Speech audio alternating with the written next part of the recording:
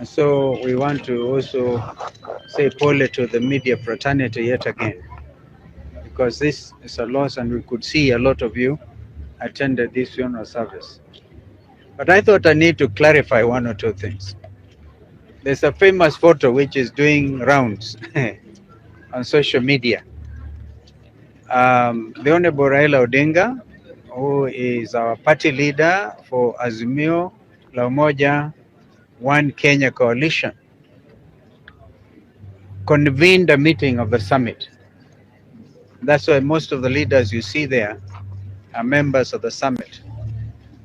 I don't need to mention their names, so they're there. Um,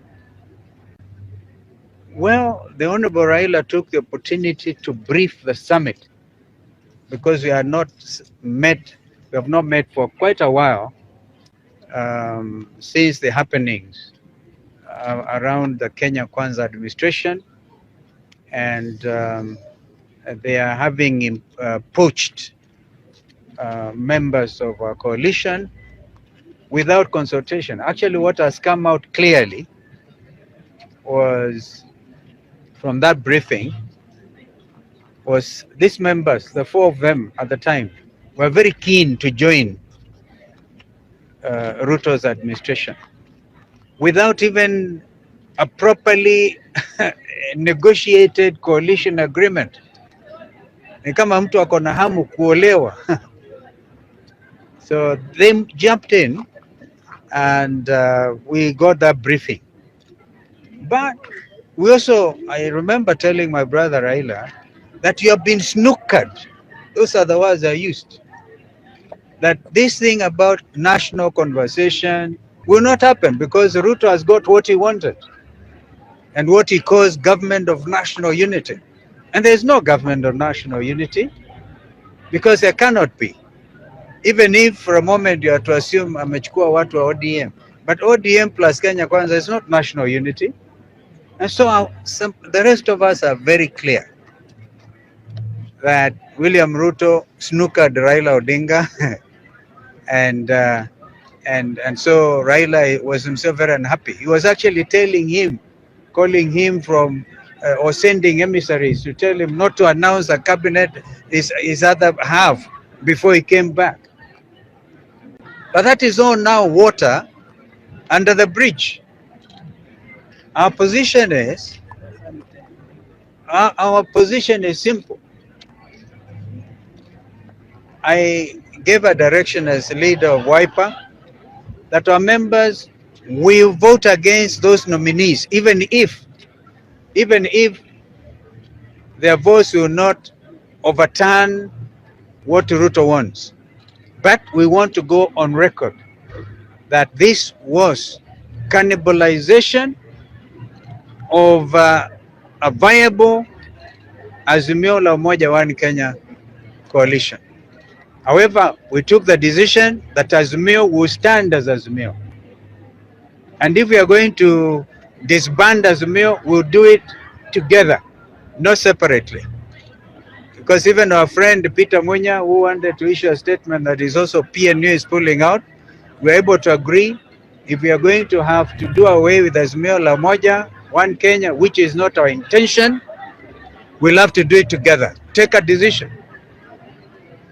So I thought it's important. Another thing that came out of that consultation, for the avoidance of doubt, I remember I was attending a church service in Ruiru several weeks ago, and I met Honorable GACHAGUA for the first time. And then there were discussions that some people want to impeach him. I think that conversation is alive again. But as a summit of Azimio, including Raila Odinga himself, we have taken the position, if they bring an impeachment motion against the Deputy President, what is his name? Rigiji, we will Azimio oppose it. We don't want to be drawn into those unnecessary fights between a sinking administration. Tumekataa hiyo. We said we are not interested.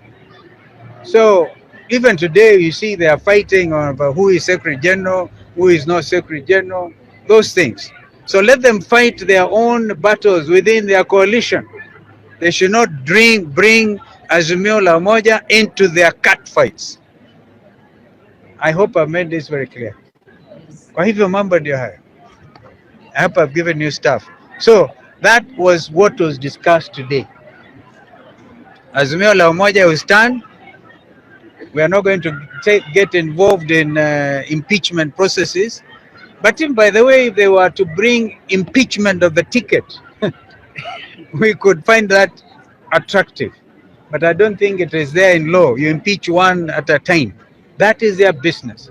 What is also come out clearly is the Court of Appeal, which is the next of course, the Supreme Court, has agreed with the High Court ruling that Finance Bill 2023, which is what now they are using to collect illegal levies like housing levy, is unconstitutional. So where does that leave this administration? And would you still want to join them? Wewe kama unawekwa cabinet secretary wa agenda utakubali? If there's any question you can put it. I think that's it. Yes, sir. My name is Samuel Masiga from Citizen TV. Yes. So you say that if you are going to disband as we are doing today together, and we are not going to disband Azimio. That is the bottom line. Yeah. So don't be negative. We have taken the decision.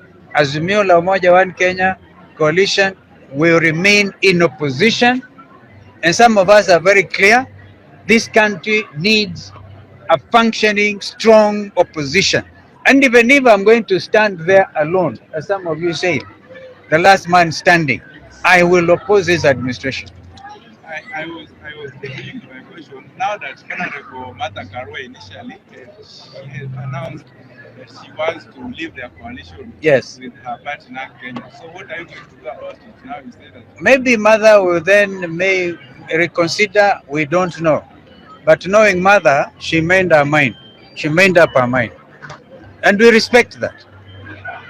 Yeah.